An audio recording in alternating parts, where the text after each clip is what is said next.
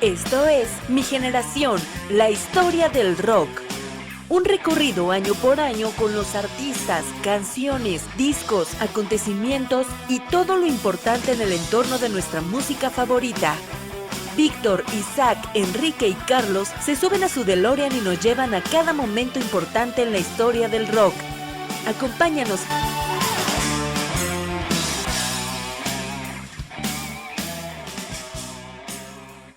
Sí.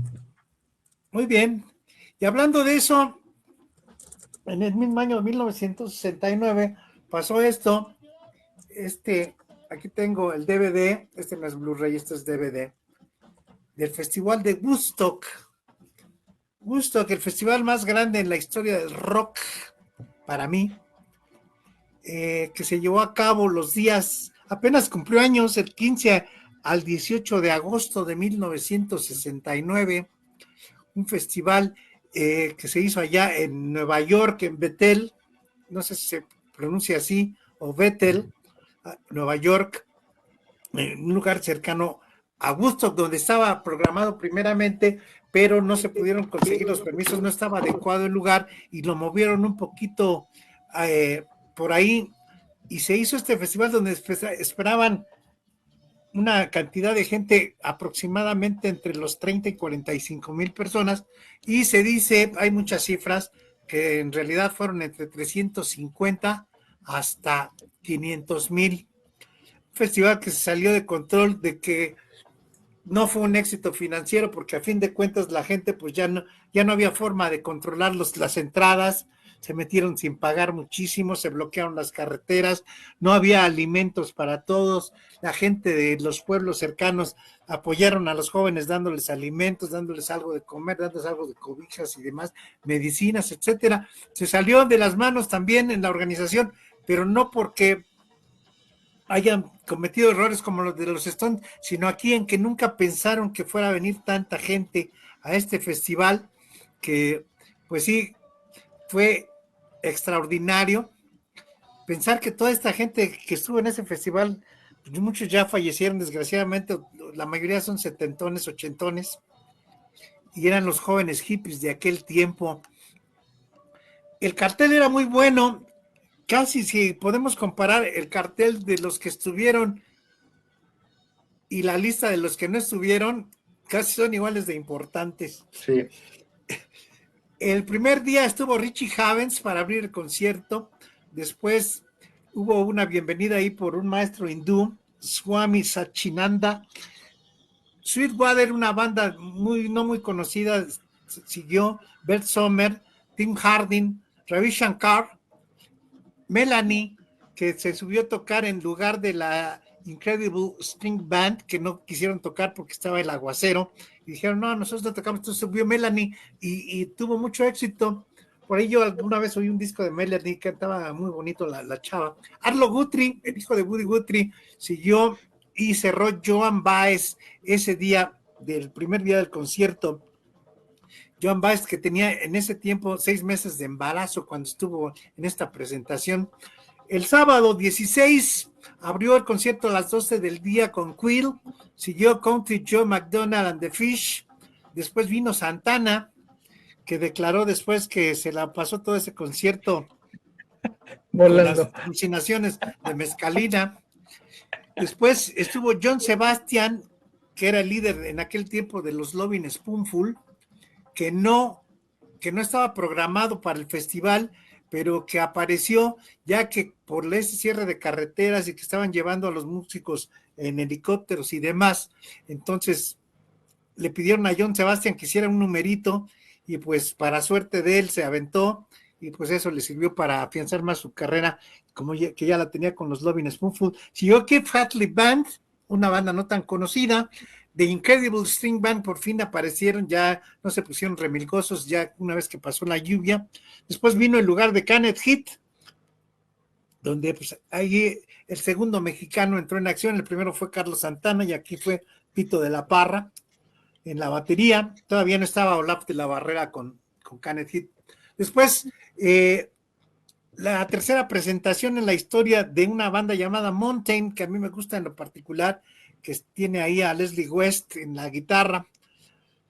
Después siguieron los aburridísimos del Grateful Dead, de las 10:30 a las 11:50.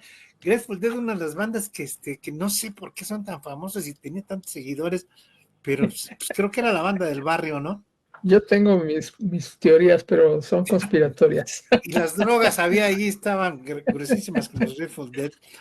Después, a las 12:30 ya en la mañana, en la madrugada, aparece el Creedence Clearwater Revival, teniendo mucho éxito. Le sigue Janis Joplin ya con la Cosmic Blues Band, ya no andaba con la Big Brother and the Holding Company. Después viene el redmazo de Sly and the Family Stone, de 3:30 a 4:20. Los Who a las 5 de la mañana. Y cierra a las 8 de la mañana, imagínense, cierra el Jefferson Airplane. Y después viene el domingo, por fin, que abre a las 2 de la tarde Joe Cooker y The Greasy Band. Le sigue una segunda presentación de Country John The Fish. Vienen los maestros de Teen Years After, que se hacen inmortales con su rola Going Home, su presentación en esa película de Woodstock. Después viene The Band, de la que hablé yo la semana pasada o antepasada. Johnny Winter se avienta ahí un buen número.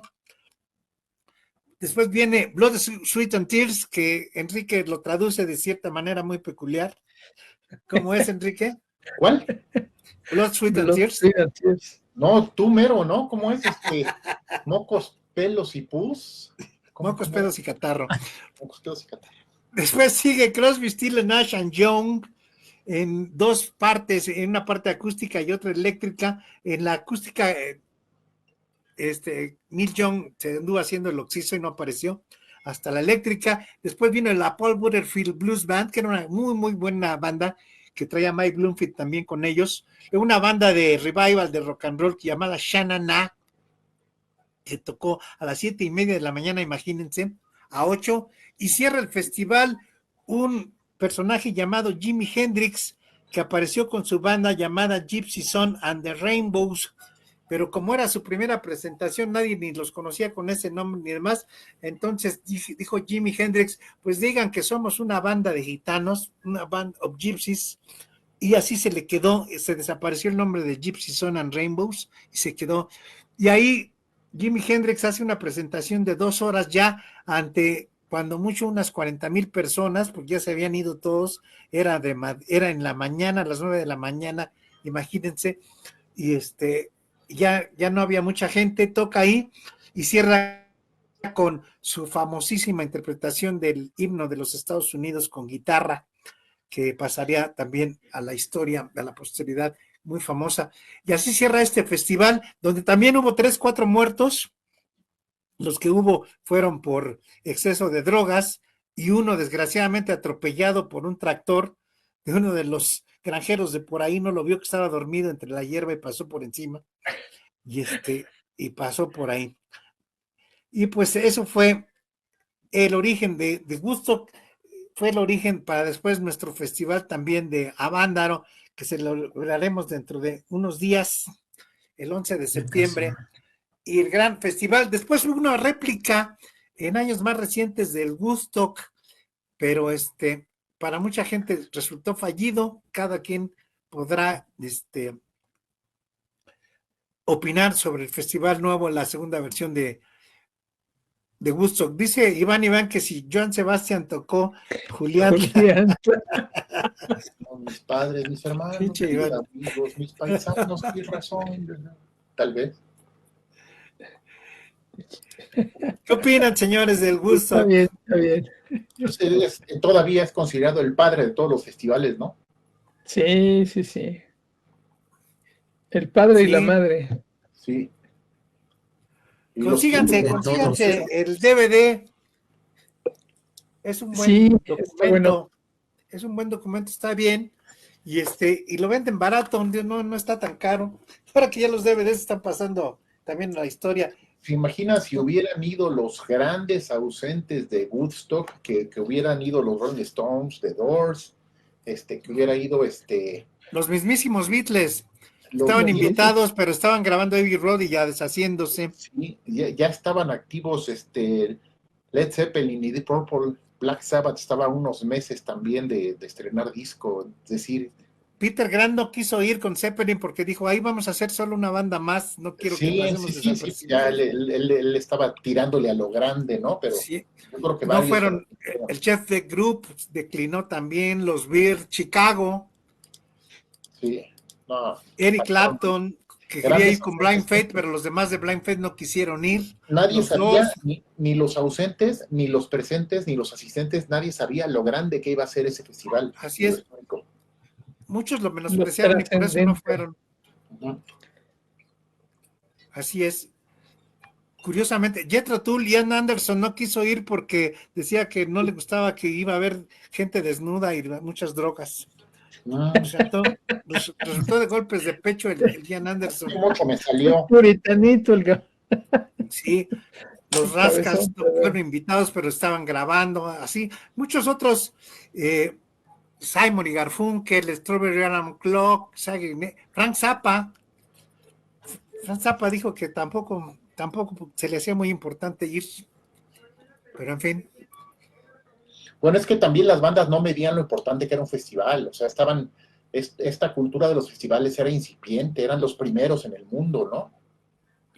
Sí, no sabían lo que iban a representar. Sí, Lo que los iban a organizadores de significar. Woodstock, gracias a la película y el disco, lograron recuperar algo de lana. Nunca se repusieron de los gastos porque fue todo un caos. O sea, no esperaban. El ingeniero de sonido que contrataron y los de luces se quedaron cortos. A final de cuentas, con unos foquitos iluminaron el escenario porque la luz que tenían proyectada ya ni la pudieron armar, se quedó a un lado porque pues no daba para tanta gente lo que llevaban los fierros. Entonces, tristemente así se quedó. Por paradójico que parezca, la versión que se hizo de Woodstock en el 93, me parece, fue un caos total, hasta un documental hay. Sí, yo vi un pedazo y cuando le puse, salieron un tal grupo Red Hot Chili Pepper que me zurran y le apagué y ya no sé. Entonces ya no puedo opinar. Ya no supiste más. O sea, de hecho estuvo Santana también, estuvo Paul Rodgers, estuvieron pues algunos que habían estado en Woodstock como Santana y como John Sebastian precisamente, ¿no? El de Julián o tal vez sí.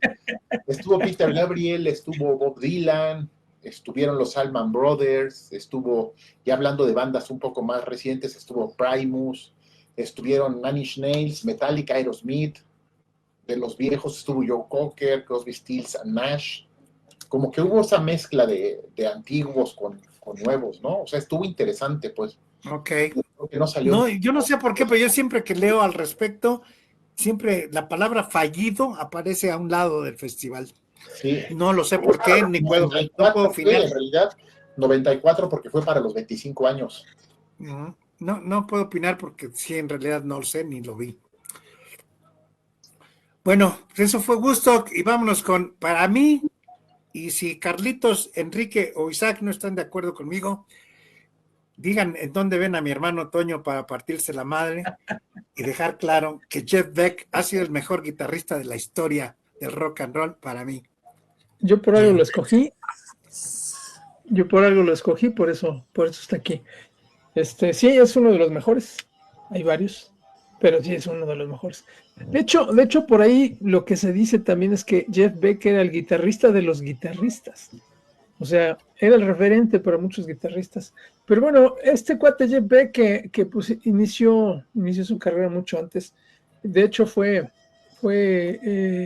músico de los Yardbirds, que fue reemplazando a Eric Clapton ahí en los Yardbirds, y después de eso inicia su carrera solista haciendo un grupo que es el Jeff Beck Group, creo que del 67 al 69, y bueno, en el 69 precisamente saca un disco que se llama Beck-Ola, que por ahí dicen que el nombre tenía mucho que ver con la palabra rocola, el tema era como pues hacer una especie de rocola con la música que él hacía o que a él le gustaba, porque pues aquí hay varios covers, una bandota, porque en realidad pues, la banda estaba compuesta primero, bueno, pues por Jeff Beck como guitarrista, por Rod Stewart en la voz, por Ronnie Wood en el bajo, no en la guitarra, y por Nicky Hopkins, tecladista, que pues era el tecladista de todo mundo en Inglaterra, ¿no?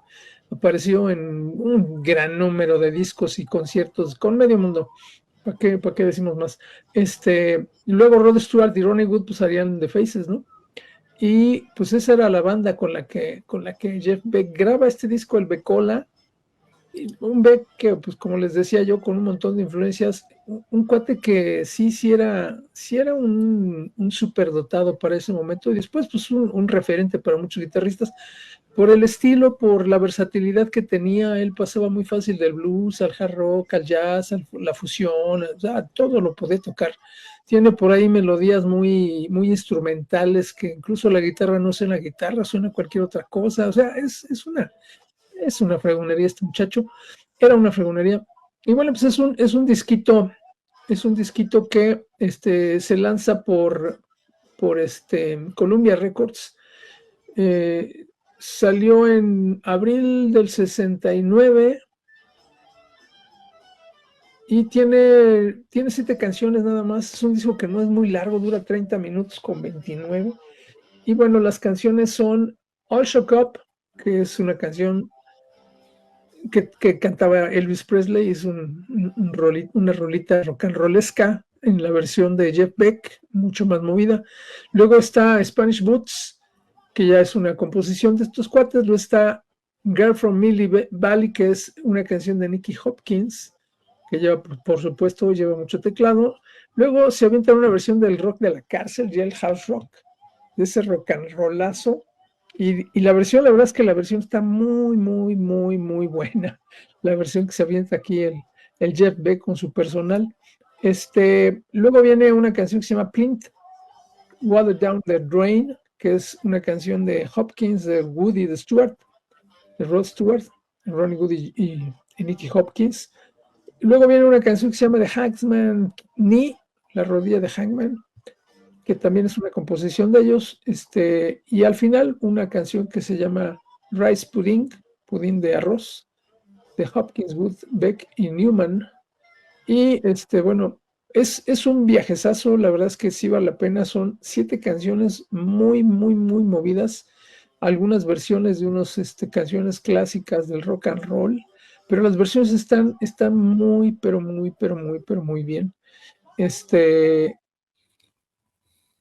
Déjenme ver si estaba por aquí quién era el baterista. Sí, el baterista era Tony Newman. Tony Newman era el baterista de esta formación, que realmente los que mencioné hace rato eran Jeff Beck, Rod Stewart, Nicky Hopkins y Ronnie Wood, pero también en la batería estaba Tony Newman. Y el productor del disco fue Mickey Most. Pues una muy buena producción discográfica, es un discazo, es una muestra del principio de lo que después, porque después Jeff Beck hizo un montón de cosas muy, muy novedosas. Cada disco que sacaba Jeff Beck traía cosas nuevas, traía cosas diferentes, traía cosas frescas, traía sonidos y traía electrónica, o sea, era todo un visionario este muchacho. Entonces, esta fue como que una de las primeras probadas de lo que podía hacer, sobre todo haciendo los covers estos que hizo. A mí me encantaron los covers del rock and roll. Están muy buenos, muy, muy buenos. Tuvo muy buenas críticas y bueno, al final de cuentas el impacto que tuvo este disco también es crucial. La portada del disco es una portada muy minimalista, es una manzana que está como enclavada en un cuartito. Es así como del estilo surrealista. De hecho, no sé si es una versión de una pintura de René Magritte, pero bueno, también tiene su mérito el tema de la portada. Y acuérdense que, bueno, en aquel entonces era bien importante el tema de abrir los discos, las portadas de los discos, todo eso tenía una cierta magia, ¿no? Ya cuando llegaron los CDs se pierde un poco, sobre todo el tema de las portadas, aunque la música siga ahí existiendo. Y luego ya con la distribución digital, pues ya todo eso vino a valer un reverendo cacahuate, pero todavía teníamos ese tema, esa magia en aquel entonces, con un acetato, un LP, que es el Beckola, que es una chingonería. Yo se lo recomiendo. Sí, gracias, Isaac. Jeff Beck Group, yo creo que tuvo la mala suerte, aunque no creo que sea importante para nada, pero yo lo quiero decir. Tuvo la mala suerte de que no se inventaba el término supergrupo cuando ya tenía esta banda, donde estaba Rod Stewart, Ron Wood, Nicky Hopkins y el mismo Jeff Beck. Yo creo que ya era un supergrupo desde antes de que se reconocieran como tal. Pero el Jeff Beck, tan buen guitarrista que era, pero no era fácil de carácter, no era fácil de llevarse. Por ahí lo echaron de los Yardbirds por eso, pero conservó la amistad con algunos, se peleaba y luego regresaba y demás. Pero sí, gran guitarrista.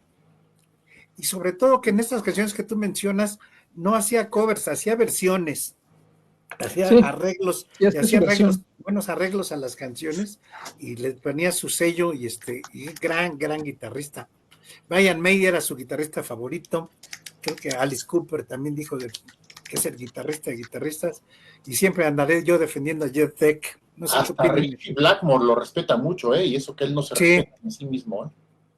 No, también Clapton, a inicios de este siglo, por el año 2000-2001, a Clapton lo entrevistaron y le preguntaron, oye, ¿sí es cierto que eres el mejor guitarrista del mundo?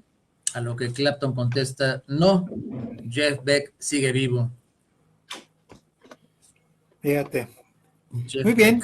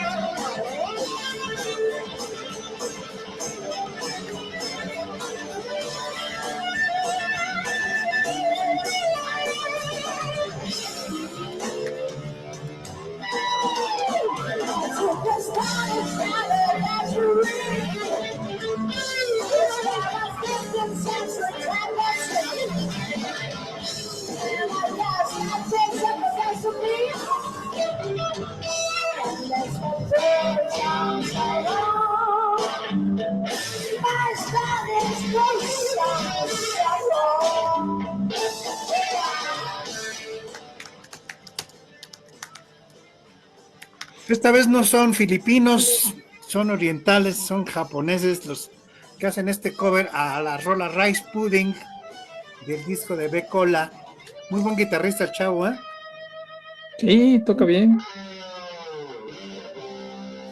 Para hacer una grabación ahí con camarita está muy bien, se oye bien la banda.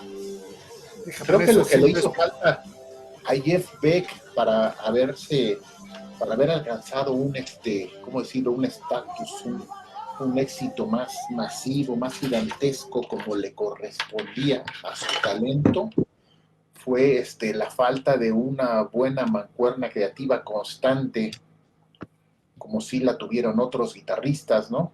Como si la tuvieron, no sé, Page, Iommi, Blackmore, otros, Schenker, no sé. O sea, que siempre había como que el genio en el instrumento y el cuate que le ayudaba a hacer buenas canciones y buenas letras, porque siempre me ha parecido un guitarrista fenomenal, pero que dependía muchas veces de una muy buena versión de algo ya existente o de la creatividad de otros.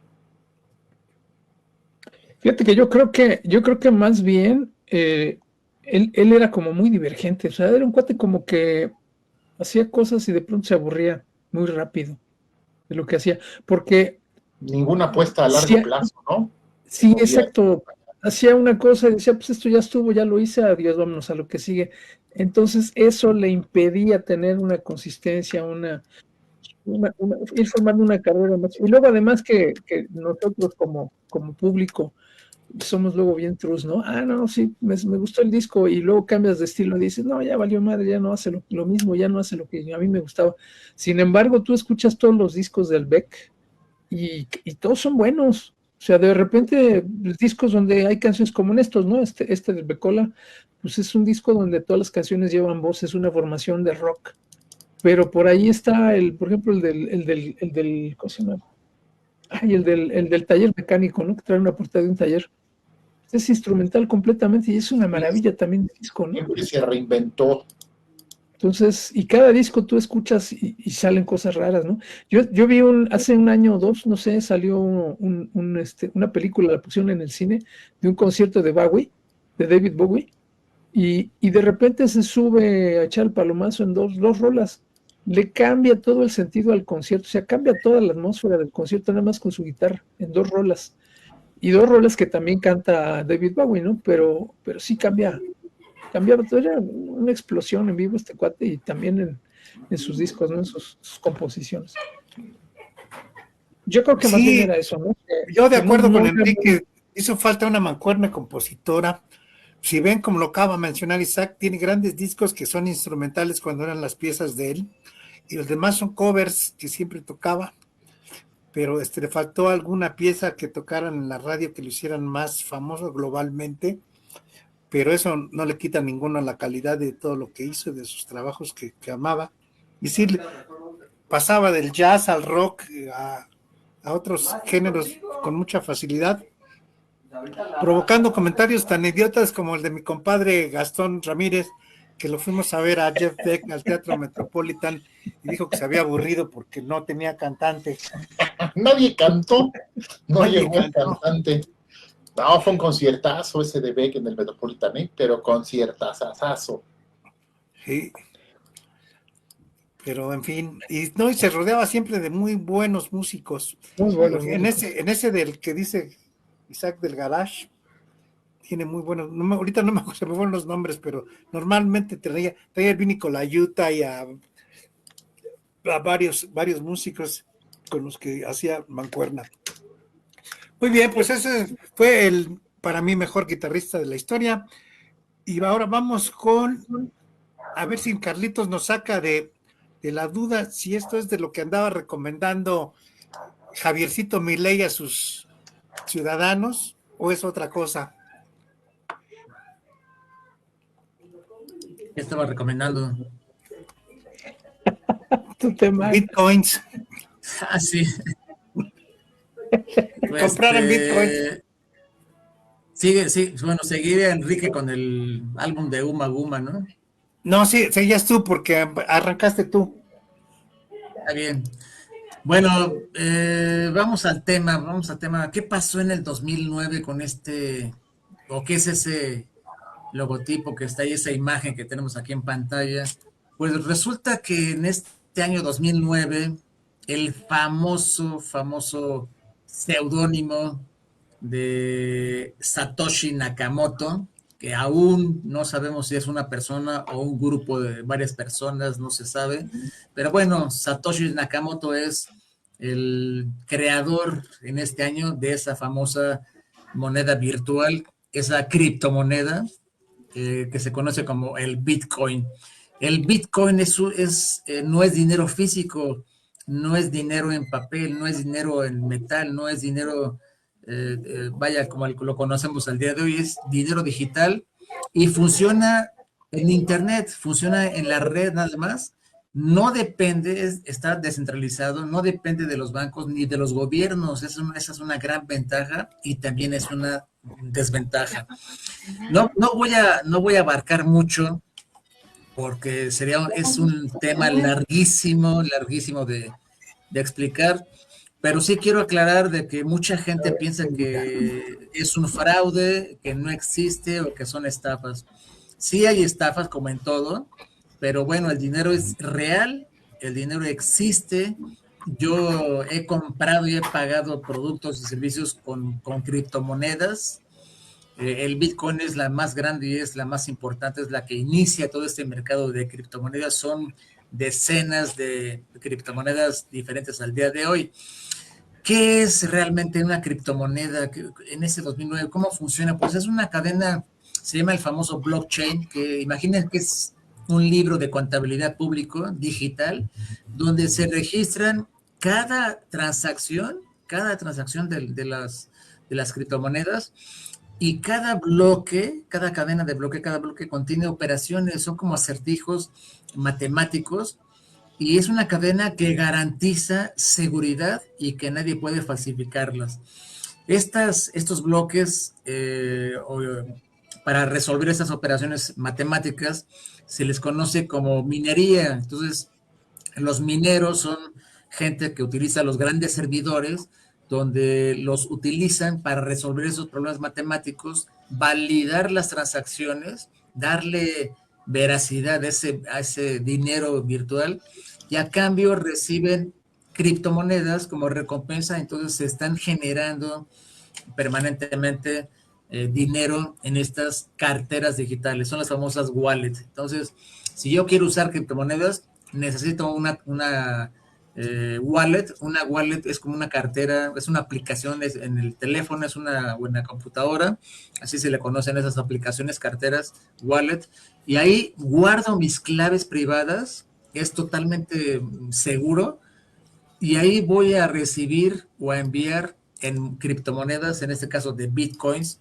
de cualquier parte del mundo a cualquier parte del mundo. Les repito que es muy seguro, yo he hecho operaciones muy seguras.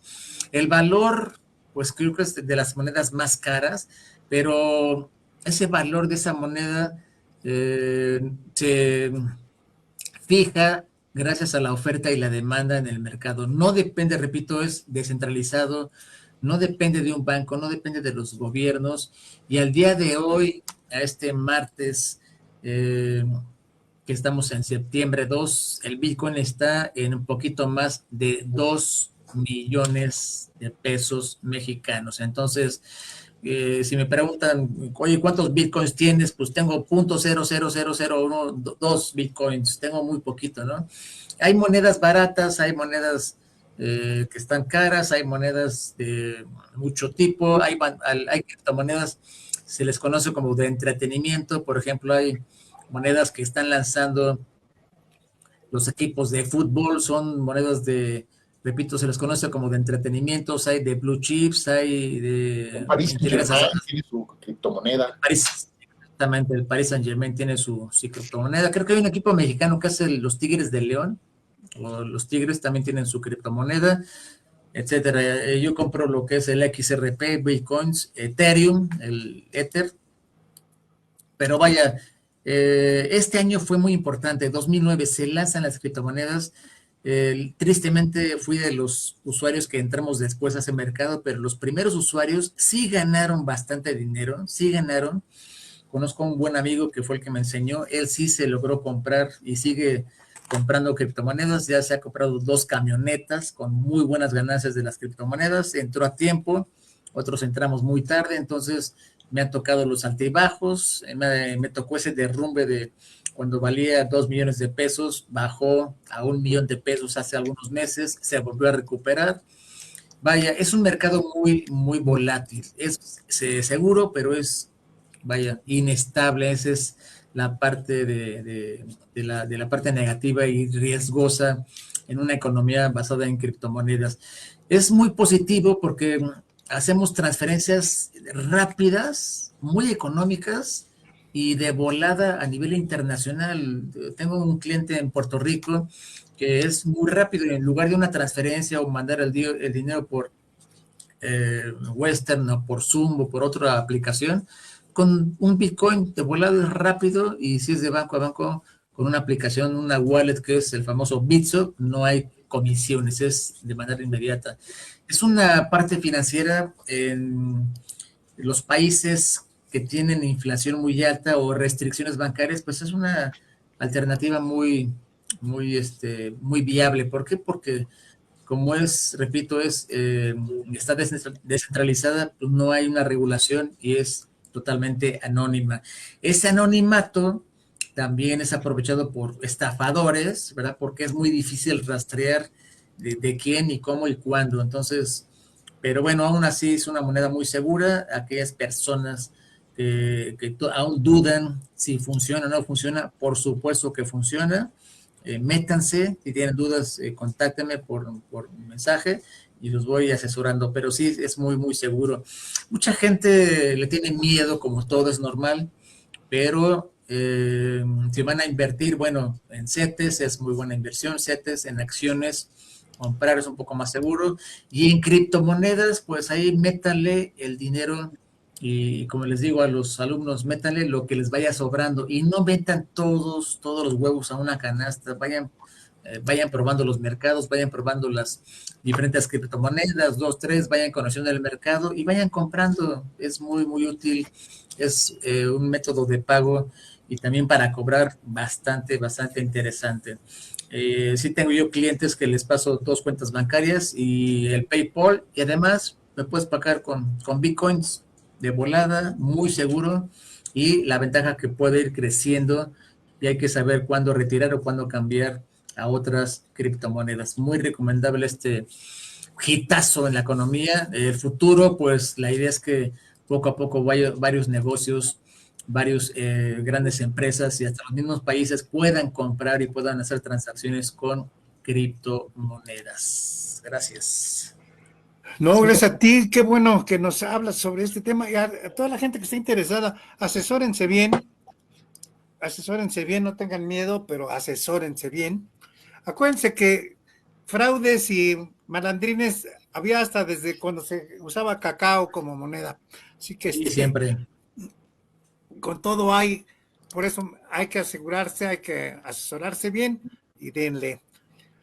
Y ahora sí, como decía Carlitos, anunciaba antes de tiempo, pero ya sobre la marcha. Vámonos con que yo quería presumir mi álbum de vinil, pero como me ganaron el disco, pues no lo puedo hacer. Venga, Enrique. Puedes Sácalo, no te mostrarlo de limites. todos modos ahorita, en el momento que gustes, tienes 4 minutos, 5 minutos para mostrarlo. Para ir a buscarlo, sacarlo y humillarnos como siempre, no, Sí. no hay problema. Brevísimo paréntesis, 100% de acuerdo con la explicación de Carlos, además la explicación muy, muy clara y muy útil.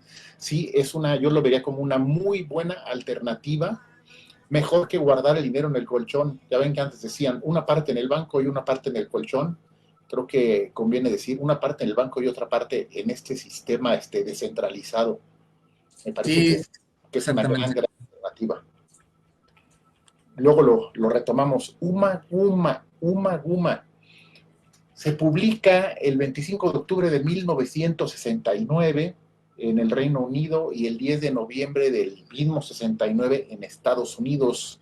4º disco de estudio oficial de Pink Floyd, disco conceptual. Pink Floyd ya con digamos que ya en forma como cuarteto con Richard Wright, David Gilmour, Nick Mason y el hoy nuevamente polémico Roger Waters.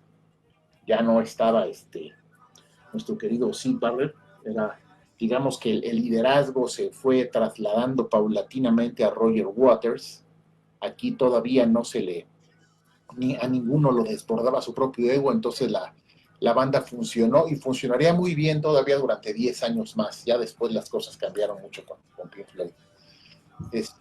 Bueno, muy, muy buen álbum, como les decía. La primera parte a lo mejor no tiene en apariencia mucho que ofrecer como novedad, porque simplemente se trata de un primer disco que ofrece versiones en vivo, eso sí, muy buenas y extendidas, con más improvisaciones, con más recursos, con versiones, me parece que mejoradas, enriquecidas, de canciones que ya eran, digamos, éxitos, o al menos grabaciones previas exitosas de Pink Floyd, que son Astronomy Domain, que como sabemos es del primer álbum, del Paper of the Gates of Dawn del 67, Careful Without Axe, Eugene, Set the Controls for the Heart of the Sun y A Saucer Full of Secrets, título de su disco previo, ¿no? Entonces, bueno, entre estos 4 álbumes, sin embargo, nos estamos llevando como entre estas 4 canciones, de todos modos, nos llevamos más de 30 minutos, entonces casi 40 minutos, entonces casi podría ser la duración de un álbum completo, ¿no? Y lo curioso, lo interesante viene en el álbum de estudio, en donde sí son temas inéditos que no ha visto grabado antes. Entonces, cada miembro de la banda se divide una etapa de esta segunda parte del álbum Maguma. La primera parte es autoría de Richard Wright y sobre todo es pues obviamente como el instrumento de Wright son los teclados, la ambientación, la atmósfera que me parece que empieza de forma siniestra, oscura, y después va llevándonos por unos pasajes que tocan como que otros estados de ánimo, de repente melancólico, de repente incluso hasta luminoso, brillante, feliz, pero me gusta mucho cómo empieza, realmente empieza siniestro, empieza así como meterte en un lugar así totalmente desconocido, ¿no? Como entrar en una película de misterio. Sisyphus, parte 1, Sísifus parte 2, parte 3 y parte 4, como una sola pieza de 4 movimientos distintos. La primera dura 1 minuto, la segunda 3 y medio, la otra casi 2 y la última casi 7. Después de que termine esta etapa de Wright, viene entonces la etapa de Waters, que empieza con el tema Grantchester Meadows, que es como una canción con guitarra acústica, más con, digamos que más cercana como al folk, como un folk un poco más, más denso que el folk que estaban haciendo, no sé, Crosby, Stills and Nash, o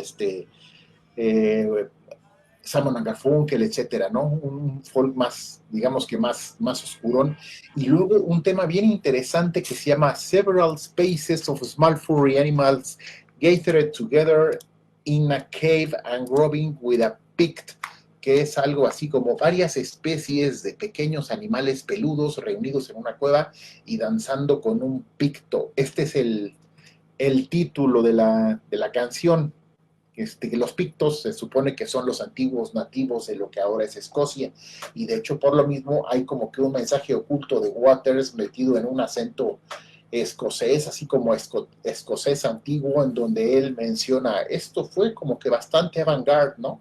Se nota que la banda estaba como que tratando de hacer algo totalmente experimental, la banda estaba en ese viaje queriendo experimentar. Hay que recordar que los Lloyd pues eran como chavos estudiosos, se conocieron en la universidad, eran medio nerds, estaban en la onda de la investigación, pero no nada más en la investigación de cómo funcionaban los instrumentos o explorando las posibilidades técnicas de lo mismo, sino más bien las posibilidades sónicas, tanto de los instrumentos como de sus voces, porque en esta pieza de los animales peludos, juntos todos, los propios sonidos de animales, muchos de ellos están hechos por el propio Waters, con la boca, con especie de gemidos, como sonidos guturales, sonidos de percusión. La gran mayoría la hace él, porque todo el tema es autoría de él, ¿no? Entonces me parece que es de los momentos de mayor locura dentro del álbum, ¿no? Más allá de las polémicas en las que ha estado envuelto Waters. Hoy se peleó con toda la familia Osborne, ya sabemos que está peleado con él mismo, ya sabemos que está peleado con David Gilmour, con quien hizo una gran mancuerna creativa por muchos años. Bueno, finalmente no se puede pedir todo. Él como músico siempre fue un genio de los más exquisitos que hay en la historia del rock, ¿no? Después sigue la parte de Gilmour, que pues no se queda atrás, de Narrow Way, parte 1, parte 2 y parte 3. David Gilmour es gran compositor y gran guitarrista, entonces estos son quizás los temas de toda esta sección que se parecen que tienen un poquito más de sonido de rock y de blues, ¿no? Sin ser para nada rock o blues, ¿cómo decirlo? Común, ¿no? O sea, incluso en esto se nota esa sofisticación, esa experimentación. Y termina con la parte de Nick Mason, que como podríamos intuirlo, es una parte más rítmica, más percutiva, pero donde también hay otros elementos como flautas que están tocados por la que era su pareja de Nick Mason. Entonces, pues es como que vamos a liberarnos, vamos a experimentar, vamos a echar la casa por la ventana aquí con la experimentación, y cada quien tiene, no sé, 10 o 15 minutos de esta segunda parte del disco para hacer lo que quiera, ¿no? Entonces, es un álbum compuesto por locuras individuales, La primera parte que de los temas en vivo, sí, la autoría es de 3 o 4 de ellos, pero la segunda parte, cada quien llegó con su creación y la juntó. Me parece que es un gran disco, una de las portadas más icónicas y emblemáticas y enigmáticas que conocemos del rock, y una muy buena forma de Floyd de terminar los 60s y preparar para el trancazo del siguiente año, ¿no? Que es ese disco de La Vaca que seguramente comentará alguno de nosotros del 70. Muy bien, Quique. Sí es. Carlitos, algo adicional, por favor. Oh, me encanta este disco de Pink Floyd. Creo que para mí es el segundo mejor de Pink Floyd. Me orgasmea ese de Z Controls. Corazón es estupendo. Y la portada es maravillosa porque son diferentes. O sea, uno lo ve y parece que es el infinito, pero no, van cambiando ahí de posición los integrantes. Es una maravilla de disco, infaltable en cualquier colección de cualquier melómano. Isaac.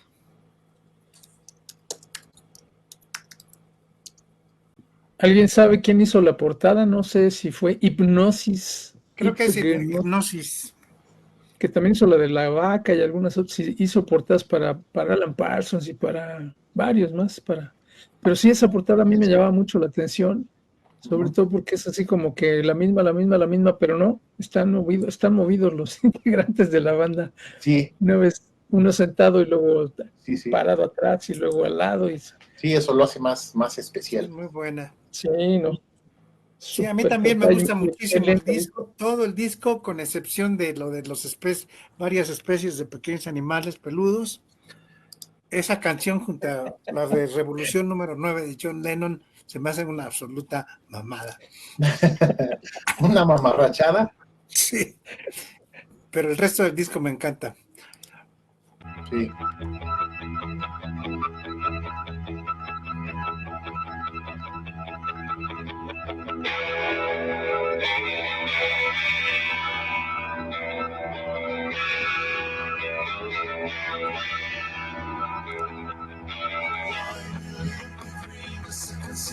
The fight between the blue you once knew, floating down the cells with sounds around the icy waters underground. Shifted on the southern, rolling on around the action down.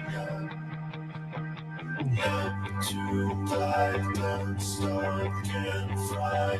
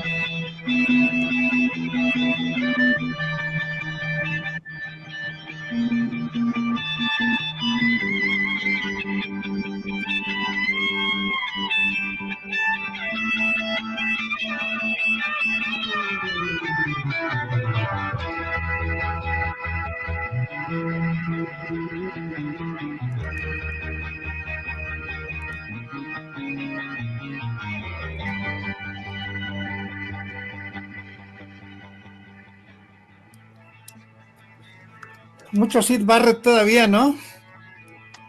Sí, porque son las versiones en vivo de rolas que se hicieron en su época, claro. Sí, sí se nota todavía su mano. Si me permites la curiosidad, Carlitos, ¿cuál es el disco número 1 de Pink Floyd? The Dark Side of the Moon. The Dark Side. Ok. Sí, definitivamente.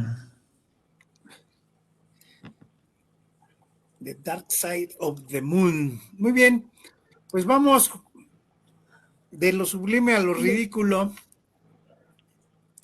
Ahora, con el perdón de todos ustedes, pero pues ni modo. Vamos a hablar de la bubblegum music, que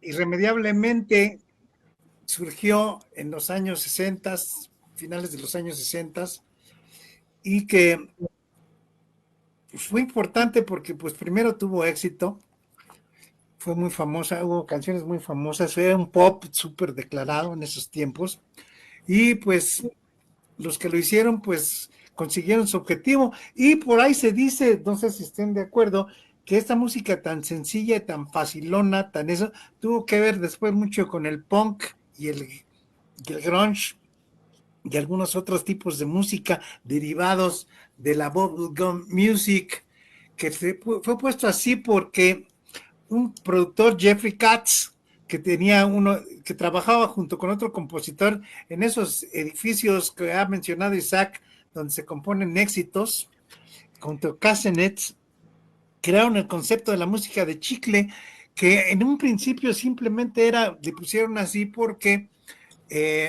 decían que la música era para adolescentes, para los chavitos de 9, 10, 11 años, y pocos de los teens, que eran los que siempre andaban con su chicle en la boca, por eso eran...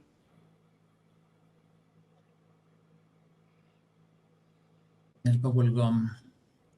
¿Lo perdimos, a Vic? Parece que sí. Se nos fue. Bueno, es que el chiste es que ese bubblegum era ese considerado música pop desechable de finales de los años 60, que sin embargo tuvo su importancia y su influencia, ¿no? Sí, y además para chavitos, como bien decía Sí. Víctor, que también de alguna manera era como considerada, precisamente como dices tú, desechable, porque era para chavitos, o sea, no era muy importante. Sin embargo, Fácil de digerir. sí, fácil de digerir y fácil de olvidar también, ¿no? Sin embargo, tuvo exponentes y tuvo cosas bien interesantes, ¿no? Sobre todo muy trascendentes a lo largo del tiempo, ¿no? Perduraron. Sí, también muchas cosas que fueron efímeras, pero por ahí algunos éxitos que todavía circulan en la memoria de mucha gente, ¿no? Y que sirvieron para muchas cosas, como para la parte del marketing de muchas otras cosas. En fin, ahí viene Vic. Salí del estudio,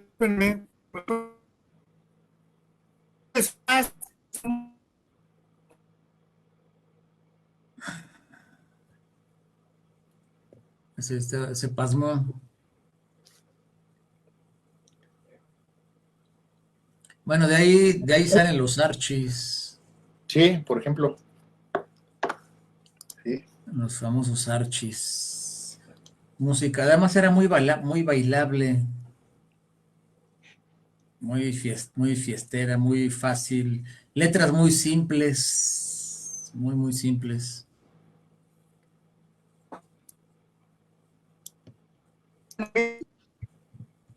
Sí, te escuchamos, Vic. ¿Me escuchan? Sí. Sí. ¿O no escuchan?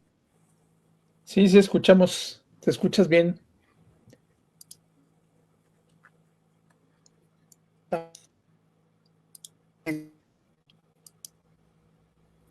No, ya no. A ver si sale. Compartir. Parece que ahora sí. Me parece que ya regresaste.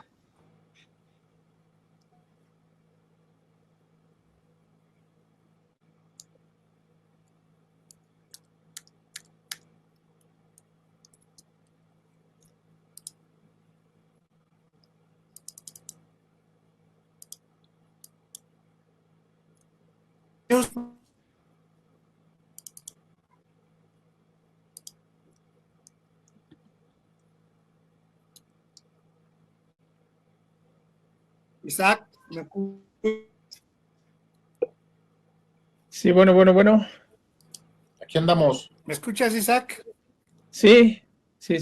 Ahora sí. Por favor, mientras. Bueno, me voy entonces con mi tema Vamos a hablar en de lo que Muse. Me voy con mi tema, que es en lo que Víctor se repone o su ancho de banda regresa. Pues bueno, yo traía para cerrar mis temas un disco del 2009 de una banda que me gusta mucho, que se llama Muse, que para mí es una banda pues muy novedosa, muy interesante. Es una banda que empieza en el 98, me parece, es cuando sale la banda, 98, 96, por ahí así.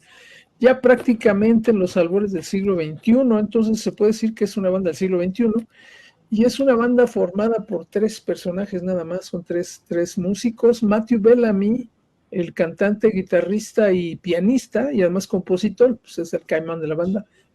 Chris Wolstenholme, que es el bajista y vocalista también, y Dominic Howard, que es el baterista. Es una banda originaria de Inglaterra, de Reino Unido, de un lugar llamado Tidemount, Devon, Inglaterra, Reino Unido. Y que bueno, pues a finales de los 90 es cuando surge esta banda, como les digo, ya más una banda del siglo XXI, con influencias de todo lo que fue antes del buen rock. Tienen influencias, y ellos lo han declarado, que les encanta Queen, les encanta Pink Floyd. También han sido comparados y influenciados por bandas como Radiohead, que son más bandas más noventeras. Personajes como el Jeff Buckley, como en fin, y también una mezcla de estilos. Se ve que pues estos cuates pues asumieron o bebieron de todo tipo de estilos de rock y seguramente son de estos chavos que se fueron hacia atrás en el tiempo y entonces empezaron también a escuchar no la música nada más de su época, sino música desde los años 60, porque tienen todo ese bagaje cultural del que hemos estado hablando, de todas estas bandas y todos estos estilos, incluyendo al Jeff Beck, incluyendo a los Beatles, incluyendo a todo el mundo, ¿no? Y se ve en las composiciones de estos cuates. Bueno, este es el quinto disco de Muse, se llama The Resistance, La Resistencia. Y otra cosa interesante que tienen, aparte de la música que hacen estos cuates, que es una combinación de muchos estilos, y sobre todo también un tema bien, a mí me gusta mucho, es la fusión que hacen con la música clásica. Bellamy está considerado como un muy buen pianista de música clásica. Este cuate estudió en el conservatorio, o sea, es un músico hecho y derecho, y pues tiene toda la parte de composición muy bien estructurada. Pero además de eso, el tema de las letras y de los temas que se tratan en sus discos son temas de los que a mí me fascinan, muy conspiranoicos, ¿no? Este cuate dice que este disco básicamente lo produjo o se le ocurrió o le llegó el concepto después de haber leído la novela de George Orwell, esta de 1984. Para todos aquellos que han leído esta novela, pues es una novela icónica para los que les gusta la ciencia ficción. Es un ícono de la literatura, esta de George Orwell, y mucho de lo que está en este disco pues tiene que ver con ese tipo de temas de rebeldía, de resistencia, etcétera, etcétera. Es un disco que tiene 11 canciones, 11 temas, y que de aquí salieron un par de sencillos, me parece que 3, de las canciones más importantes. El álbum lo abre una canción que se llama Uprising, que se convierte también en una de las canciones principales de Muse. Siempre la tocan, ya es parte de su repertorio natural.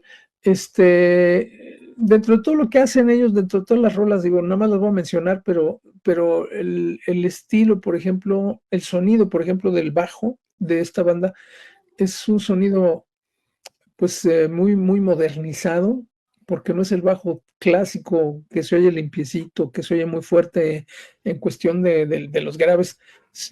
Casi siempre este cuate utiliza bajos como sintetizados, le mete efectos que los hacen sonar pues como cuerdas un poco más elaboradas y con unos sonidos más de sintetizador propiamente que de bajo, que le dan a sus composiciones un tema bien interesante. Entonces, bueno, la primera es Uprising, que se vuelve uno de los principales éxitos de esta banda. La segunda se llama Resistance, precisamente habla de eso, de la resistencia, es la que más se apega a la inspiración de esta novela de 1984. La tercera se llama Undisclosed Desires, que también esta es una baladita, es un tema más minimalista con mucho piano, que es lo que le gusta más al Matthew Bellamy. La que sigue se llama United States of Eurasia, que ya nada más en el nombre pues tiene mucho que decir, Estados Unidos de Eurasia. Es toda la intervención de estas potencias, grandes potencias a nivel mundial, o lo que pretenden intervenir a nivel mundial. La que sigue se llama Guiding Light, que también esta es una canción más pop, más movidona, pues más comercialona, digamos. También es un tema a resaltar de esta banda. La primera canción que yo oí de ellos es una que se llama Starlight, que es una canción bien mainstream, y sin embargo la banda no es nada mainstream. O sea, de pronto tienen unas canciones muy oscuras, unas canciones muy pesadas. Y bueno, la que sigue se llama Unnatural Selection, que trae unos riffs de rock bastante buenos. Luego viene otra que se llama MK Ultra, ya nada más con el nombre pues sabremos de qué se trata. MK Ultra es un tema de esos conspiranoicos bien, bien interesantes, bien clavadones. Luego sigue I Belong to You, que es una baladita. Y luego cierra con una composición, básicamente es una suite, son tres extractos o tres pedazos de canción. Se llama Exogénesis Symphony, una sinfonía en tres partes, la parte 1, la parte 2, la parte 3. La parte 1, la abertura, la parte 2, Cross Pollination, y la parte 3, Redemption, que es básicamente una composición tipo música clásica en el rock, que es pues de las cosas que a mí más me gustan, ¿no? Muy al estilo de la música progresiva, del rock progresivo. Es un disco que se volvió, además de ser disco, ganó el Grammy al mejor disco me parece que en el 2011 se lo dieron. Pues es un disco muy completo. La portada, además del disco, también es una portada bien interesante. Es una portada que trae un mundo muy psicodélico, digamos, no muy bien definido como el mundo, pero se supone que es una bola, y en medio del mundo hay una como entrada, como un túnel de donde está entrando o saliendo una persona, haciendo alusión a muchas cosas que, bueno, te da para una discusión muy larga el tema de la portada y de lo que tratan de transmitir estos señores de Muse, pero una bandota y un disco muy bueno y recomendable. ¿Cómo la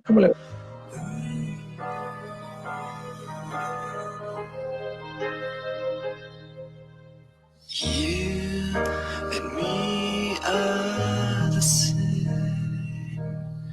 We don't know or care who's to blame, but we know that whoever also wins, nothing will change our course that's gone insane. And these wars, they can't be won. And these wars, they can't be won. Do you want them to go on and on and on? Why split these states when it can be only one? And must we do as we told? Must we do as we told?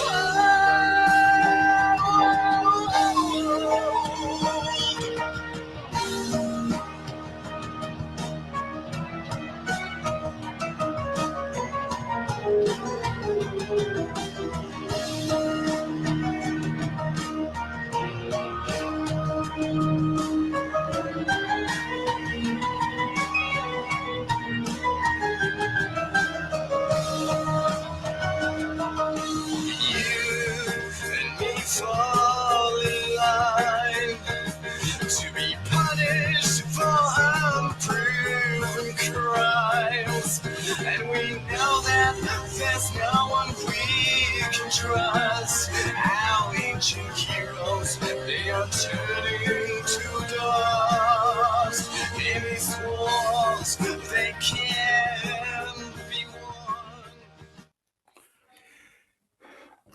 Entonces es un cover a Estados Unidos de Eurasia, Isaac. Ajá. Y pues bendito programa de mi generación, ya que yo había ignorado siempre a Muse, total y absolutamente. Ahora para buscar un cover decente, pues primero me tuve que chutar algunas rolas de Muse para saber cómo suena la original y que el cover más o menos estuviera decente. Eso podría ser un prejuicio generacional superado. Sí, y resulta que me gustó Muse. No, son una bandota, ¿eh? Son una bandota. Y aparte los shows en vivo también son maravillosos, ¿eh? Traen unos espectáculos de luces y sonido muy buenos, de buen nivel. ¿Qué opinas, Carlitos? Bien, no, fíjate que Muse no me entra, no me entra. Escucho unas canciones y no. Tendría que dedicarme un día completo a ponerle mucha atención, pero sí se me hace. No me entra. Como los de Queens of the Stone Age, ¿no? Como no tienen culturales, no, nomás no. No, sí, me voy a dar otra vez la oportunidad. Me voy a dar la oportunidad de ver qué, pero sí me costó trabajo eso. Bueno, hace rato estaba yo con lo de la Bubblegum Music, como se los dije, nada más fue música que crearon para vender, para festejar, para las fiestas, hubo unas cosas buenas, eran divertidas, era pop, tuvo influencia, se dice que después para el punk y el grunge y algunas cosas, new wave, etcétera, pero ahí se quedaron y yo creo que todos conocemos alguna rolita o alguna hasta nos gustó. Así que ahí no hablo más de eso, ahí les veo un ejemplo de varias y ustedes ahorita me dicen.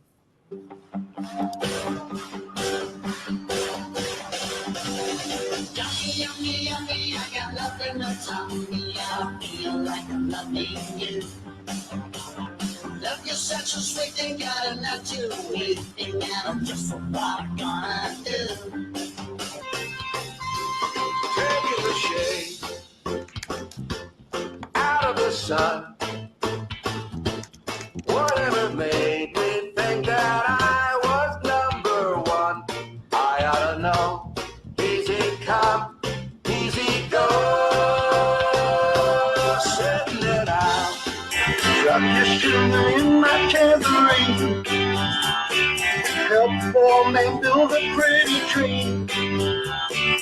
Give me pennies, I'll take anything. Now this soon I'll play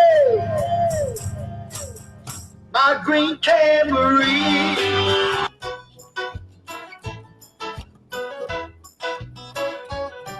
In the summertime, where the weather is on, you can stretch right out and tell the sky. When the weather's fine, you can woman on your mind.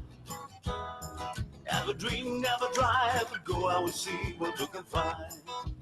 Beauty in the sky, well that's what you are. Lemonade pie with a brand new car. Can the vibes come through tonight? Beauty in the sky, but that's it. Count 3 times on the ceiling if you want. Just on the pipe.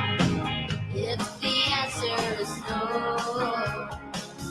oh my sweetness means you'll meet me in the hallway. Oh, sugar. Ah, honey, honey, you were my candy girl, and you got me wanting you. Honey, ah, sugar, sugar. That's the feeling pain that is so much fun, and it's not so very hard to do. The name of the game is simple silence, and I would like for you to play it too. Put your hands in the air, shake them all about. Walk out, girl, don't you walk out. We've got things to say. Talk out, let's have a talk out. Things will be okay. Hey girl, I don't wanna fight, but I'm a little bit wrong. My baby does the hanky panky. My baby does the hanky panky. My baby does the hanky panky. My baby does the hanky panky. My baby does the hanky panky.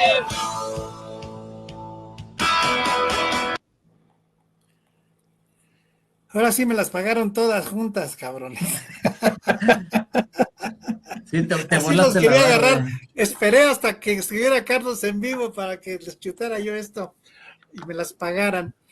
10 de las canciones más famosas del Bubblegum, acaban de oír 20 segundos de cada una de ellas. Estoy Como si seguro no que se- algunas reconocieron. Sí, Un varias, chorro. varias. Es como Y si nos pues, pusieras a una mezcla de Britney Spears, Los Chamos, Menudo, como hace rato decíamos, para mí en lo personal, la los Backstreet música, Boys. para mí en lo personal, la música se divide en dos, la buena y la mala, y después esas a su vez se dividen otra vez en dos, la que te gusta y la que no te gusta. Y los gustos son respetables y pues cada quien que con su pan se lo coman. Y con eso cerramos. ¿Tienen algo más que agregar? ¿No? ¿No? Todo bien aquí. Se quedaron bien jodidos. Quedaron pasmados con la Bubblegum. Yo voy a ir a Con ese buscar final ya unos quedó todo. chicles Todas son Rosita. famosas, todas son conocidas, todas fueron como muy escuchadas y hasta fundamentales en ese momento, ¿no? Sí, sí. Y vendieron millones. Sí. Y pues estaban ustedes rogando que no me volviera el internet, ni modo, regresó y se tuvieron que chutar eso. Sí. Nos vemos el próximo martes. Vamos a deliberar acá el conglomerado. Si hacemos el programa el jueves, para que sea 11 de septiembre y hablemos de rock mexicano, Será lo ideal. o hacemos 1970, o Yo creo hacemos que un aunque sea el especial de jueves rock o sea el mexicano. miércoles o el día que sea, sí la temática debería ser rock mexicano, ¿no? Ok, Sí. Yo creo que sí. Está bien, de acuerdo. bueno, entonces ya nada más decidiríamos la fecha. Muchas gracias por acompañarnos. Dice Saludos, Jorge, amigos. si me lo permiten, se estrenó en el 69 una película icónica con un tema musical igual donde en algún momento pasamos por esto, Easy Rider. Sí, Easy Rider, hablamos de esa, creo que en el programa antepasado, ¿no? Sí, De Jack Nicholson y Dennis Hooper, donde había música de Born to Be Wild, salía, creo que era el tema de la película. Tocaban Born to Be Wild y The Pushers, si Born mal to no Be Wild recuerdo, era- de Stephen Wolf. Sí, sí. Pero sí tiene muy buena música, creo que había música de Jefferson Airplane y demás. Muchas gracias, Jorge, por esa participación. Gracias, Chucho. Gracias a todos. Nos vemos. Soy Víctor Trejo, me despido, dejo que mis compañeros se despidan. Nos vemos el próximo programa. Muchas gracias. Pues gracias, nos vemos el martes con tema musical mexicano acá. Entonces, Gracias. ahí lo ven, que tengan buen fin, buena semana. gracias por acompañarnos. Nos vemos la próxima Bye. semana. Chao. Nos vemos.